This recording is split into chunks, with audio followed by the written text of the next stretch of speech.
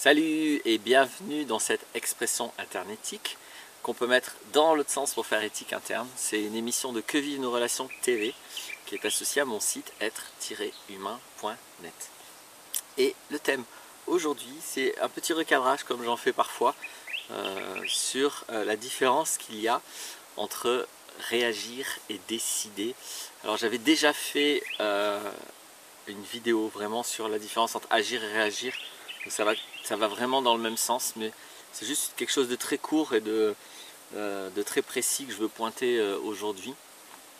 Parce que ça peut arriver que l'on prenne des décisions basées sur des émotions. C'est-à-dire qu'à un moment donné, on n'en peut plus.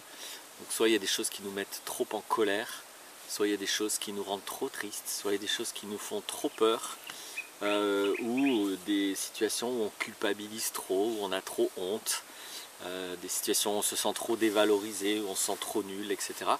Et donc on va prendre des décisions qui sont basées sur ces émotions-là.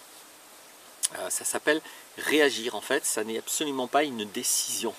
C'est ça que je voulais dire. Alors bon, bien sûr, hein, on peut toujours dire mais si c'est une décision, blablabla. C'est que des mots, hein, donc on met les mots qu'on veut, mais les mots qu'on met orientent l'expérience. Donc je vous propose de considérer que ceci est une réaction, c'est réagir. Le gros problème, c'est que ça va aller totalement dans le sens des conditionnements de l'ego.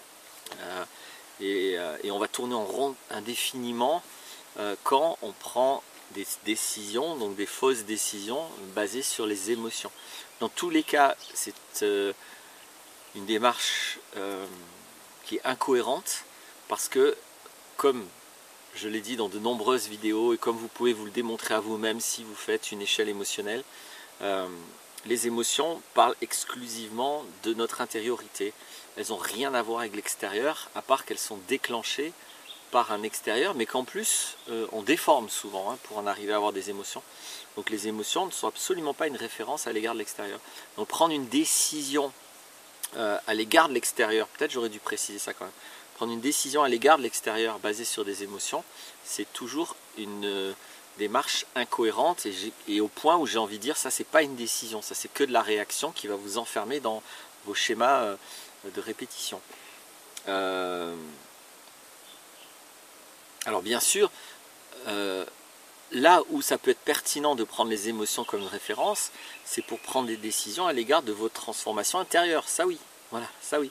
Si vous allez écouter une émotion, vous voyez très profondément quelle est la fracture identitaire qui est impliquée, et que vous prenez des décisions vis-à-vis de cette fracture identitaire, là on est d'accord, c'est pertinent. Et là c'est une action, et en plus une action intérieure très puissante. Voilà. Mais une décision vis-à-vis de l'extérieur, non. Alors du coup, comment décider? Puis en plus, on est tout le temps dans l'idée, oui, il faut écouter son ressenti. J'ai fait une vidéo sur taper Laurent Martinez ressenti, vous verrez ce que j'en pense. Il faut savoir ce que c'est d'abord ressenti, parce que si ressenti c'est les émotions, c'est un peu un problème. Donc sur quoi se fonder pour prendre des vraies décisions? Ce que moi, là, dans cette vidéo, j'ai appelé des décisions. Sur vos sensations. Donc ni votre tête, ni votre ressenti, si le ressenti c'est l'émotion. Mais sur les 5 sens, les sensations, c'est souvent oublié dans le paradigme bourrin, tête, cœur. Les sensations, c'est quoi là-dedans? Les sensations, c'est super important, c'est ça qui vous relie au réel. Donc si vous voulez prendre des vraies décisions qui s'adaptent au réel et qui ont les pieds sur terre, et bien sûr qui considèrent aussi tout ce que vous êtes dans vos valeurs, dans votre instinct, dans votre intuition, etc. C'est en se basant sur vos sensations, évidemment la conscience de vos valeurs, de vos idées, etc. aussi, mais par rapport au réel, en vous basant sur vos sensations. Donc sur les sensations et sur la conscience de soi, qui est vachement utile, ne serait-ce que pour faire la distinction entre les sensations, les émotions et les pensées. Voilà. Donc voilà simplement ce que je voulais dire. Je vous invite à cesser de considérer que vous prenez des décisions dans la vie quand vous ne faites que réagir à vos émotions. Et je vous invite à prendre des vraies décisions dans votre vie basées sur vos 5 sens et sur votre conscience. Après, si c'est pas très clair ce que je dis là, il y a des tas et des tas d'autres vidéos. Vous tapez Laurent Martinez conscience, Laurent Martinez échelle émotionnelle, Laurent Martinez émotion. Il y a des playlists aussi. Il y a des tas de vidéos qui vont vous aider à avoir plus de détails dans ce que je dis là. Si ce que je dis là vous intéresse. Voilà, merci d'avoir écouté jusqu'au bout. N'oubliez pas, le réel est plus fort que toi et à la prochaine. Au revoir.